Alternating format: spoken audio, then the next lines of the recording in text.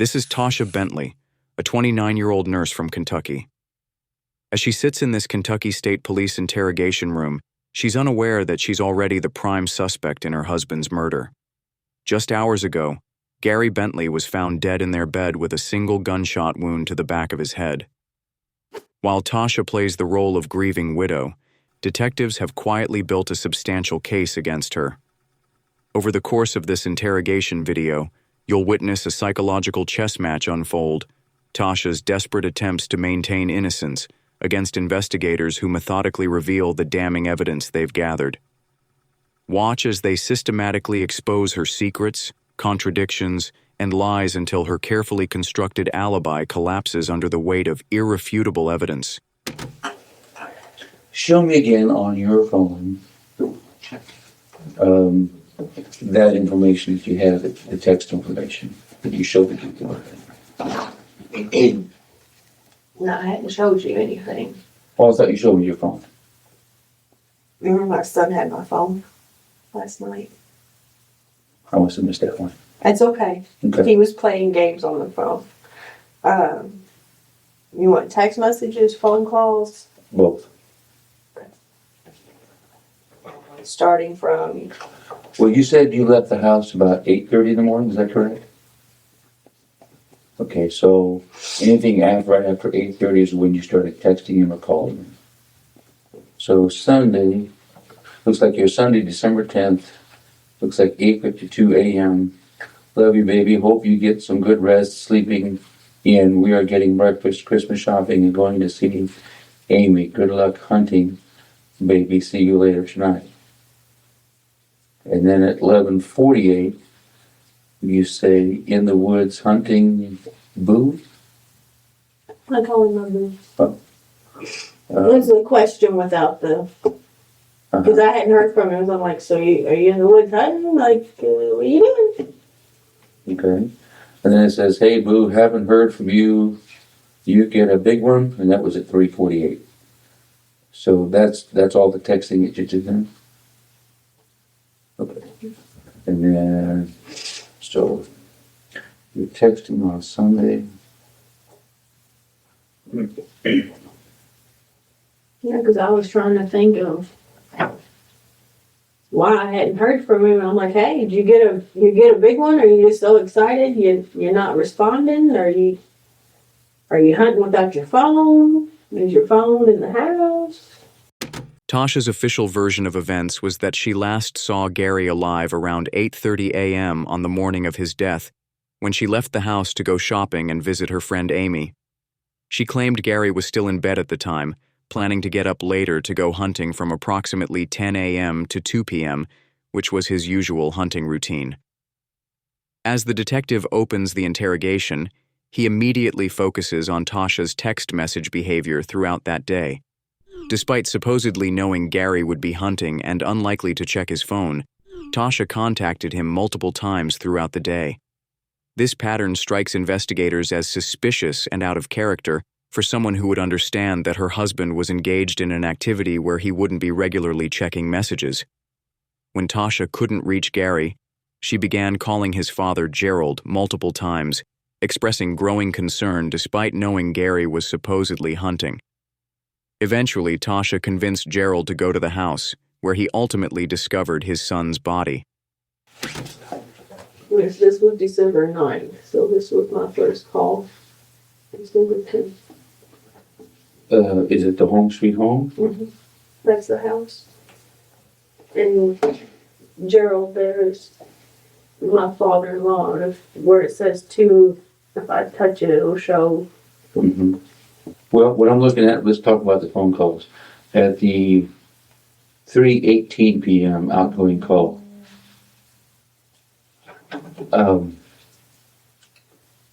what was that call about? So I called to see if he heard from him or talked to him. Okay. And he said no. Okay. And then at 4:33, I called him again to tell him I was leaving Amy's. me and some dinner. We might do a little shopping. I really didn't know at that point in time to still go do any shopping. Or going home. And he had said his brother Mikey was coming over. And I said, well, maybe when he gets there, if you ain't heard from Gary, I ain't heard from Gary, you two can ride over there. Okay. Then at 6:42, oh, it's a text message, I guess. You make it home. He had texted me Okay. that I make it home. And then 6:42, outgoing call, lasted 3 minutes. Yeah, I called him and told him that I was on my way. Because he had asked me if I made it home, and I just went ahead and called him instead of trying to text and drive. Mm-hmm. And then the 7:15. That was after I left the house. After I'd already come home.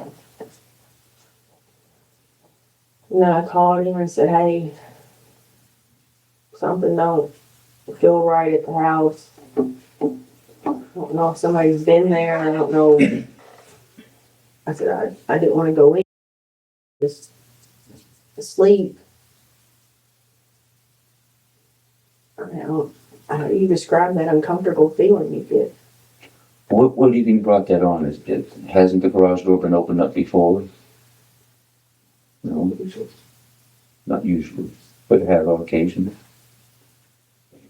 Even if Gary was home all day, but the store working shut. Never have left the house. I know I've left the house. I come to work and I have to call my wife and say, did I close the garage door down? Because I may have forgotten. Be in a hurry or something.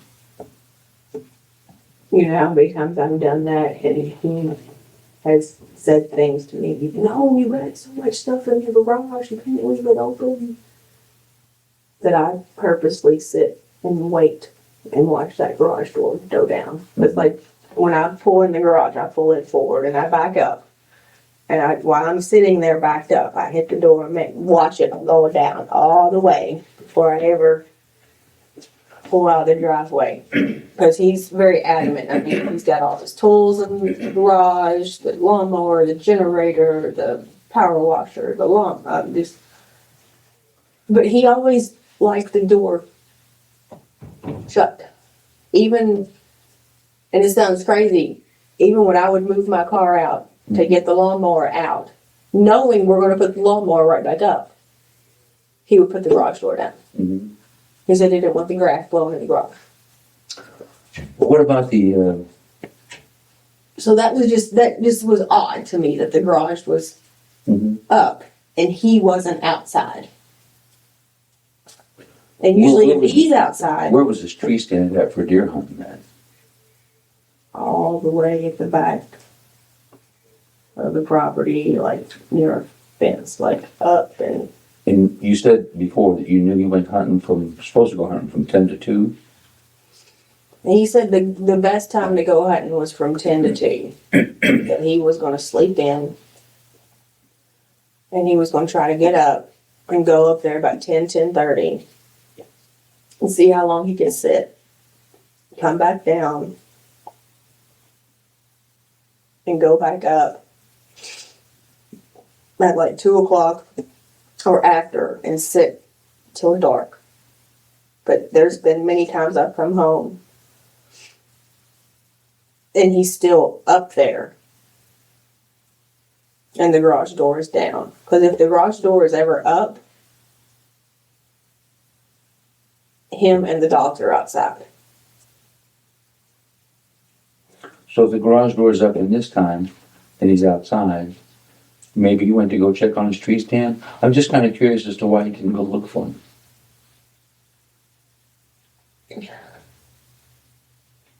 I looked in his car. And nothing looked out of the ordinary at the car.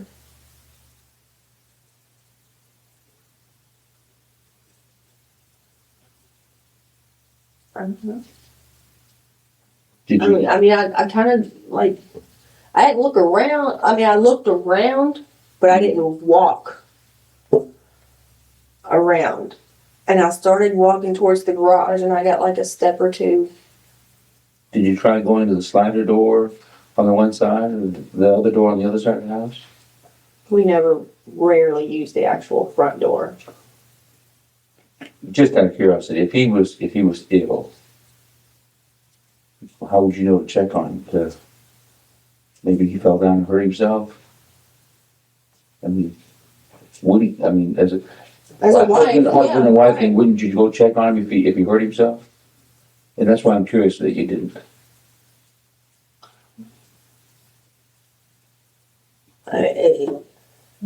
I can't describe the.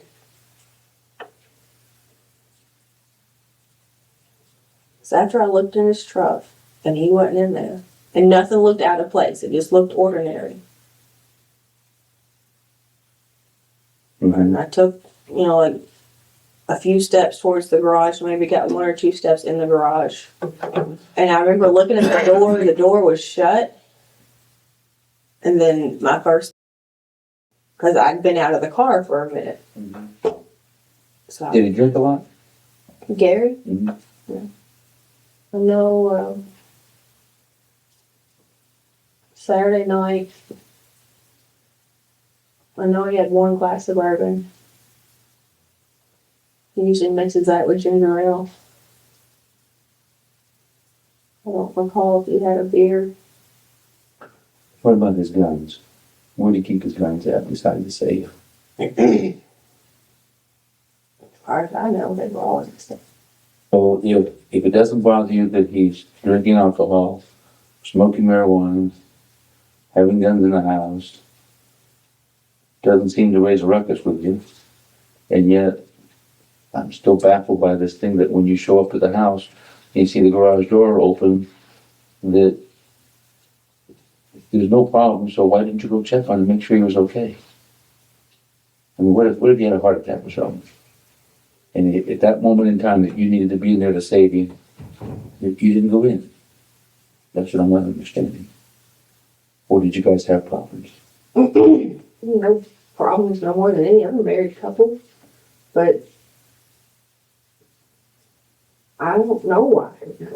But it just didn't feel right with that garage door being up and that door being open. We called Gerald and he said, something's not right. Okay. So how would you describe Gary as far as easygoing guy, make friends with everybody, had a temperament, pissed off people? How would you describe him? The easygoing asshole. Easygoing asshole? Yeah. How's that? Oh, I can understand easygoing, I can understand asshole, but you combine the two? yeah, because he's like that sarcastic. If you don't know him, you can't really tell if he's joking or not. Most people that don't know him think he's an asshole.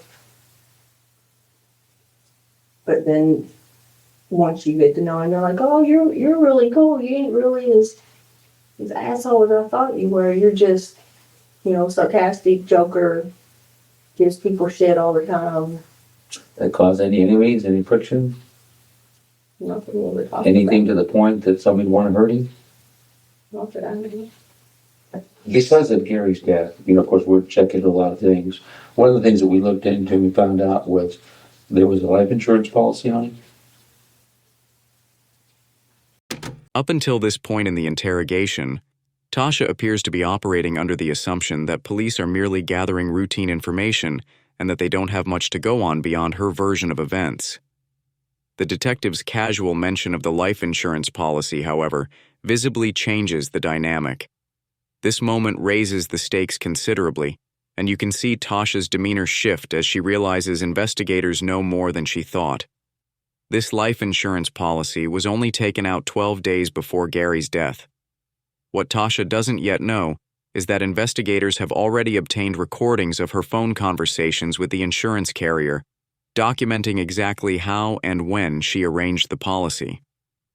Listen to the actual recorded call between Tasha and the insurance provider, then watch how detectives introduce the topic of life insurance during the interrogation and how the tone of questioning begins to shift.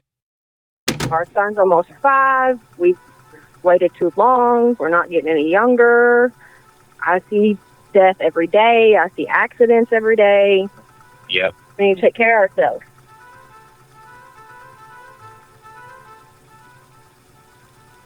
I was almost wondering what would $2 million look like. So your husband, based on his income of $65,000, can get as much as $1.625 million. He was gonna have $1,625,000. He requested. Wow, why so much? What did he have to insure that was gonna cost that much to cover you? He called and got it all started. Well, I guess he tried to take care of it, didn't he?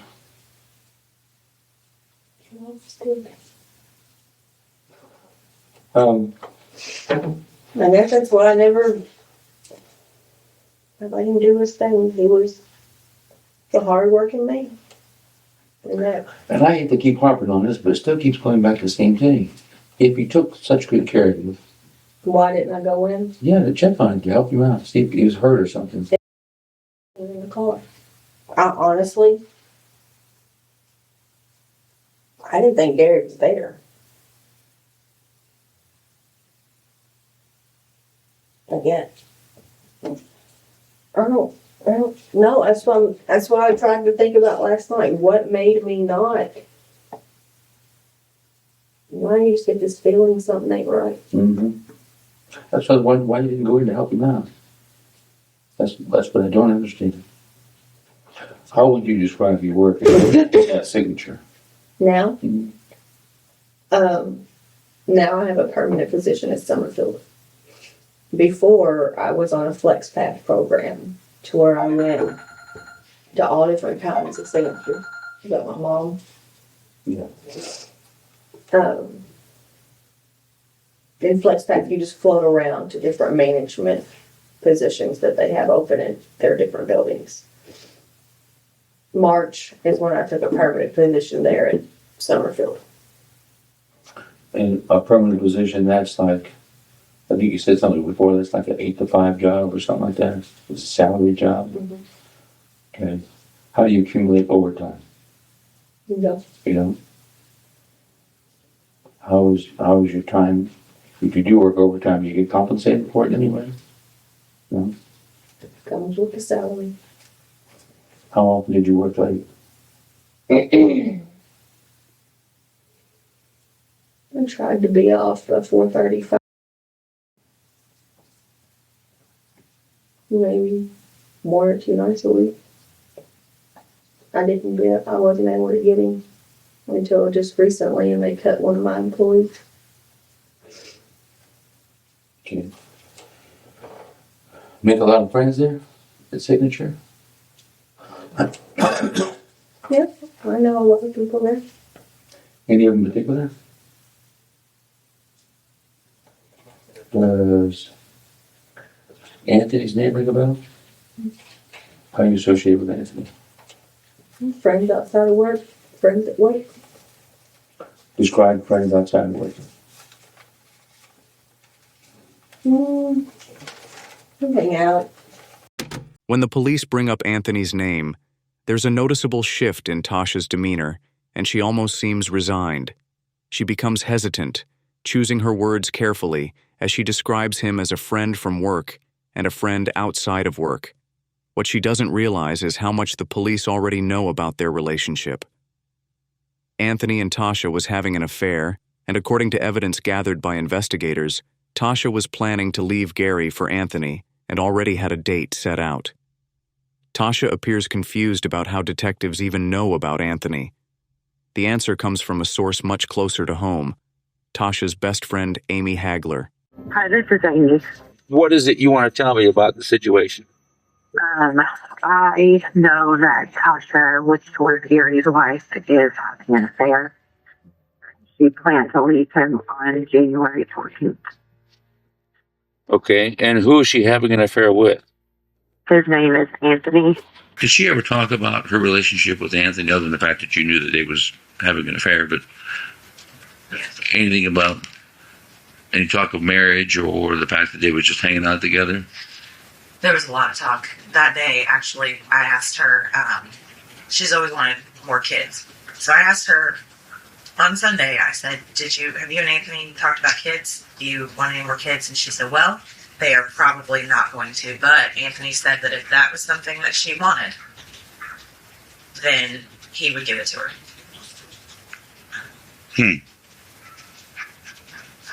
I do know that she had planned on moving him in when she got an apartment, because he is living with his mom or sister, or a combination of both. Anytime you guys just get together after work, like go have a drink of coffee or something? Sure. Go drink coffee after work. Or anything, any kind of socializing after work? I noticed the hesitation there, so I'm asking. I think you wanted to say something a little bit more. We'd like to have lunch. Well, that's all. After work, During work, we go for lunch during work. what would you consider doing at lunchtime? Where would you go? What would you do? We would go and get food. Go sit in the park, eat lunch, go back to work. Any romantic affairs? Yes, sir. How serious was your romance? We've been intimate a few times.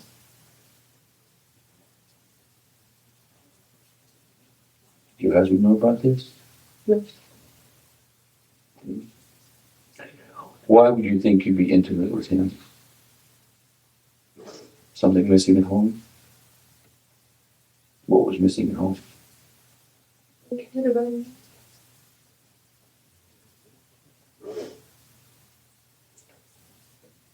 Why do you think he didn't care about you? He got on me about my weight. He didn't like what I wore on vacation. He threatened divorce on me on vacation. I told him he was pushing me away. But I still wanted to be with him. And I wanted us to try to work things out. But I told him we had to make day for Christmas.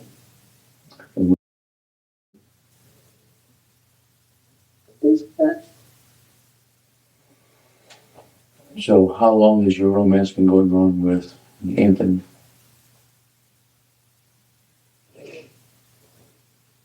A year, Margaret. Was it November? So how often were you intimate with him?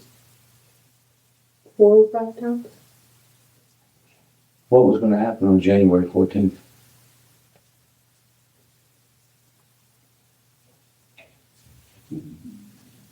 Amy's birthday. No, something else was going to happen on January 14th. Between you and Anthony.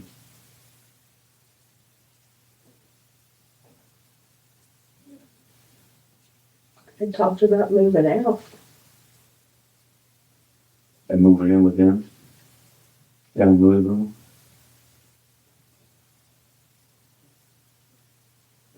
I didn't think Gary would have taken that. Or did Gary already know? I knew a little bit. I told him if somebody else gave me attention, that I'd leave him for you. So if I paint a picture, you leave the house at 8:30 in the morning on Sunday morning.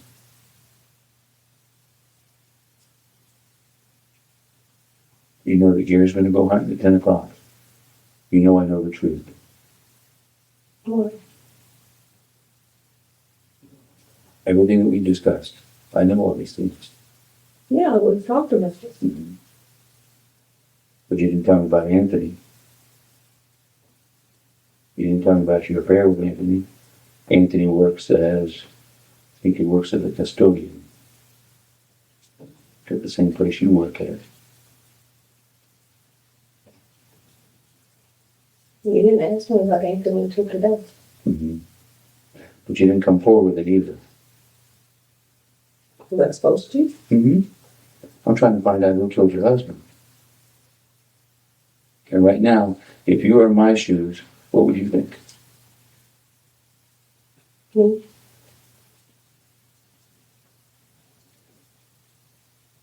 You have the means, you have the motive, you have the opportunity, you set things up, you're gone out of the house by 8:30 when you normally sleep in at 8:30. You're past 8:30 on Sundays. You let me sleep on Saturday.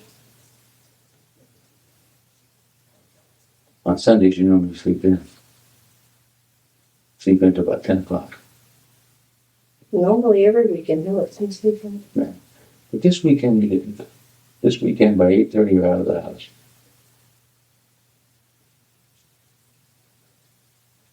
You need to be honest with me, because I know a lot. I went to Amy's. I know you went to Amy's. You went to Amy's, and you picked up McDonald's on Boone Road. $35.12 worth. Yeah. Put yourself in my shoes. What do you think? Who would be your primary suspect? Me. I get it. You didn't go in because you felt that there might be something wrong. Yeah, I felt like somebody had been in our house. Mm-hmm. How would you know that? I don't know that. But you didn't go in to help your husband I didn't know he was in there. because you didn't go look. No, sir. You said you didn't go look. Correct. But right now, my suspicions are that you helped set this up. Yes, you did. You know how I know, Simone? You're not shedding any tears. I'm crying all day. Mm-hmm. You can't look in my eyes and see I've cried all day. You can ask my family. Not the things that I know. What do you mean? You've cried. I'm not going to deny that you haven't cried. But when you start talking about $1 million life insurance policy, you're talking about the drug abuse that's taken on in your house, you talk about the unattention or lack of affection, you talk about going into the arms of another man, you talk about having intimacy, you talk about moving in with this guy on January 14th, you talk about leaving your husband. Oh, by the way, you can have it all. Set it up, have him killed, you got the insurance money, you did it.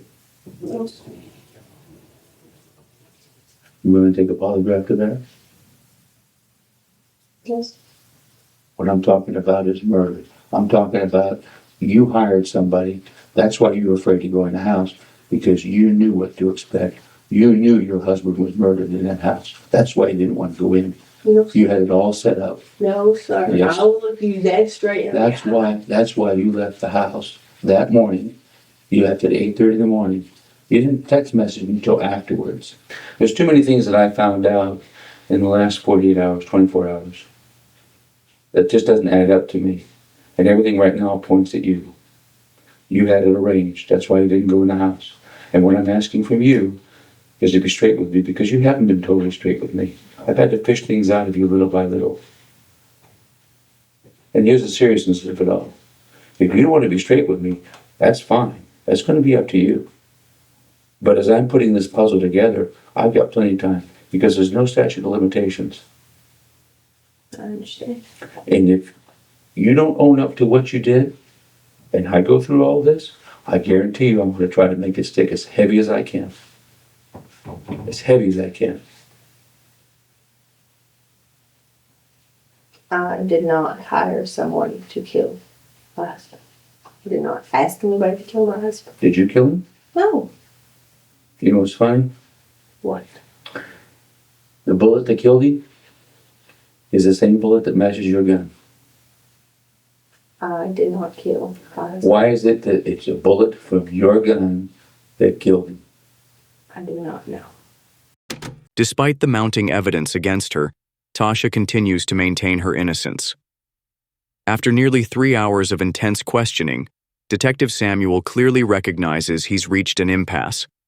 Tasha has established her position and shows no signs of changing her story under his approach. This is when investigators decide to employ a strategic shift in tactics. Detective Samuel excuses himself from the room, and Lieutenant Johnson, the investigative supervisor, takes over the interrogation. This is a well-established technique in complex interrogations, bringing in a fresh questioner who can approach the suspect from a different angle. While the first detective established the evidence and confronted Tasha directly, the supervisor will take a different approach. Lieutenant Johnson won't just speak with more authority, but also with more empathy and understanding. This compassionate approach often helps suspects feel more comfortable speaking freely, as if a weight is finally being lifted from their shoulders. By creating an environment where confession seems like the path to relief rather than punishment, investigators can sometimes break through psychological barriers that direct confrontation cannot penetrate. I've been doing this for years and years. I've been doing this for 13 years of investigations.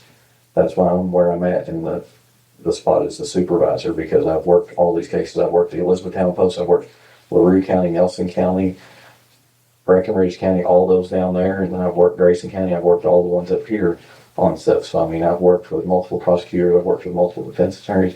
I've worked with multiple people in different demographics on cases, guns going off, people fighting over them, arguing over them, in domestic or something happening, and you try to take the weapon away and accidentally goes off.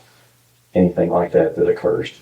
I need to know about those things, because once we get to the point to where we know what happened, then you're useless to us. There's nothing that you can benefit from talking to us and telling us what happened on there. If you know that somebody that was your boyfriend or somebody that liked you, or if you were on a dating website, or if he was on a dating website and somebody found out where you lived at and they wanted you that bad that they went over there and hurt him and ended up causing his death, and you know about it and you covered up, you're just as guilty as the person who pulled the trigger. Understands dating nobody. Well, it's murder one because it's a felony that occurred with a death. Because burglary first, with the weapons being removed from the house, there's automatically a firearm involved that we've got. So that's the thing that you need to realize, because you need to be looking right now at protecting your son, being a mother for your son. You can still do that right now if you explain to us what happened that day on going through. But if you lie about it, that's something that you're just going to eat at you forever, and it's going to eat at you forever when he finds out the truth of what happened. Of taking his father. I've worked these cases. That's why I said I've sat in here with people. I'm kind of monotone just sitting here talking to you, because I understand things in life happen. Things don't always go as planned. You may have had no concept of going over there and planning on causing him any injury or hurting him. And then maybe he got mad at you and started arguing with you. And you had the gun in your purse, and the gun went off. And it was an accident.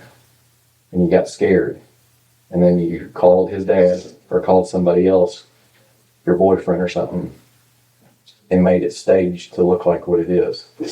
But I know in my heart, looking at that, and you know too, that that is not what happened. Somebody did not break into that house. You or somebody you know was the one that made entry into that house and shot him in the back of the head. And then to make it look like a robbery, the weapons were taken out of the safe and moved. And the good thing is we can get those weapons back. And you can still be a mother to your child. But after today, I can't promise that. Because if you're going to sit here and lie to me as a stone cold killer, I have no respect for you. But if you tell me there was a mistake that happened, you told somebody that something had happened, you made up a lie and said that Gary was beating you, and somebody went there for defense of you and killed Gary because they were trying to protect you, or that they wanted to be with you so bad, this is the time you need to tell me that. You need to tell me what they did, because you know what happened. And it is killing you to sit there and lie to me and not tell me the truth. It will feel so much better when you tell me the truth of what happened. And you know it.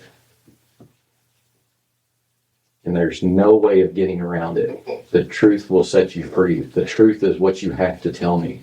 What happened to Gary that day? You can try to deny it, but the nightmares will continue. Everything will continue. Your life will be in turmoil until you tell me the truth of what happened. Tasha, tell me what happened that day.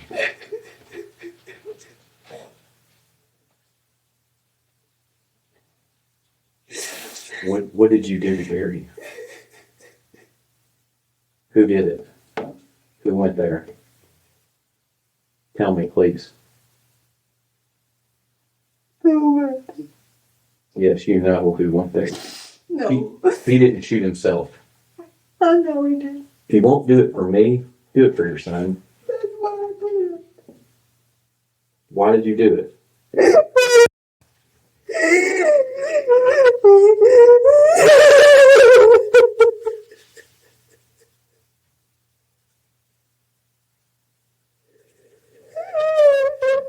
You knew your story had too many holes in it, didn't you? It didn't make any sense, did it? I tried. You tried. Who helped you? Nobody. What did you do with the guns? Were they in the storage unit in Louisville? I was going to take them there, but I didn't. You know, did you see this right here? Look up.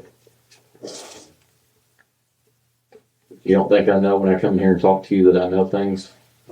I got the email to show you. That was my plan. That was your, where are they? Where are the guns at? Are they in your car? Okay. Are they in a storage building? Did you give them to Patrick? Did you give them to your boyfriend to hold on to? Where are they at? Because I got to go get them. Did anybody help you move these guns? Who helped you move them? Anthony, did he come to the residence? Took them. What's that? I took them to him. You took them to him. And did you tell him just to hold on to them for you? Walk me through Sunday. What happened? Was he in the car? Where was he at? It was really funny. What did Gary do to him? Gary got mad. Got at 6 o'clock. And when the dogs woke up, and he got up, mad.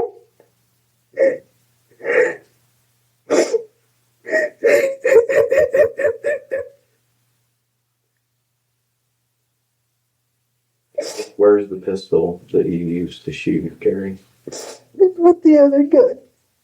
Was it the little 38 that was the one that was in that lockbox? It wasn't in the lockbox.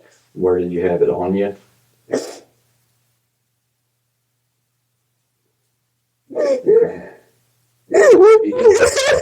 Okay. And did he hit him? Where did he hit him? I smacked him in the back of the face. Smack him in the back of the head, like back here. You can look at this. He went like this. Where did he hit him? Where was he at? In the bedroom when he hit him? Yeah. Okay. And I walked in on him because he was a big.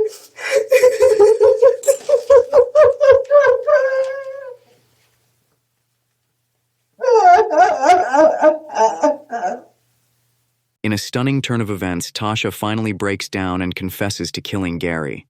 Her story to police is that she shot Gary after witnessing him abuse their son over a period of time.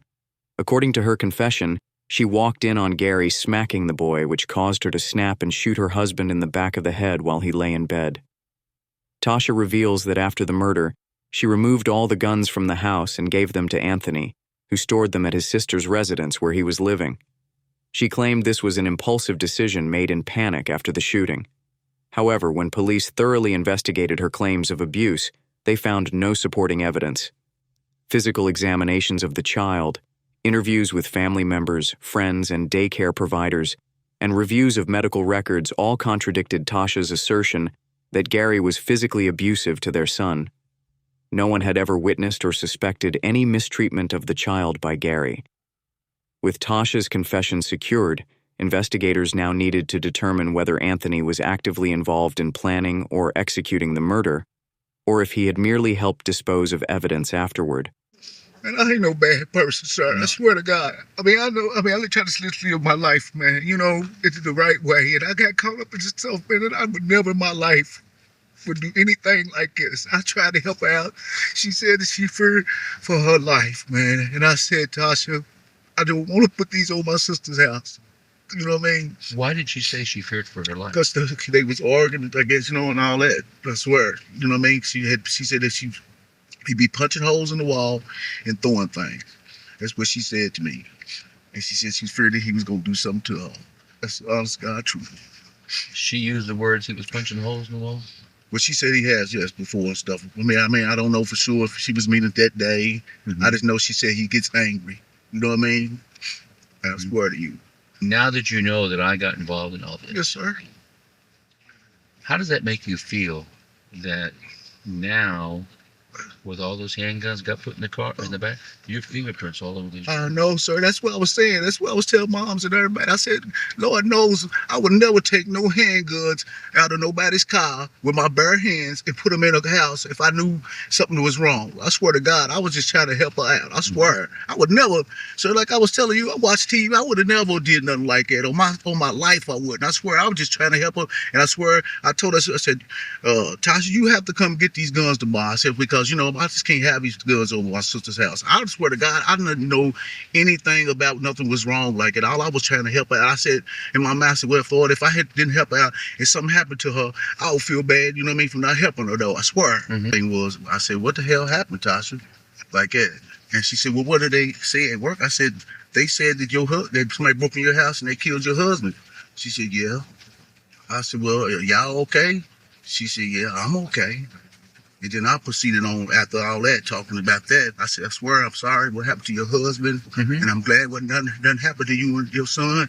I said, but please, because at that point of time, I didn't really know what the hell was going on. I was like so fucking messed up about the whole, because I had some guns over my sister's house. I said, you have to come down here, Tasha, and get these guns down there. From down here, you have to come down here. You know what I mean? When you coming down here like that. All I know, the honest to God, truth to you, my kids, my God, I would never had nothing to do with this if I'd have knew whatever she did. All I was trying to do was help her. I swear to God. Oh, I know. I swear. Well, here's why I believe you. I would never put my hands on no guns. If she told me she had did something, I would have told her, if you don't get the hell away from me with that, then I would have probably called y'all or something if she would have told me she'd kill somebody. I would have never took no guns out of nobody's in the car with my bare hands. Swear to God to you, and walk them guns back there. Well, Samuel, I ain't gonna lie to you, sir. I would never, I've been around 47 years, sir. Mm-hmm. And I would never in my life took no guns out of somebody's car, knowing that somebody hurt somebody or was going to hurt somebody with my bare hand.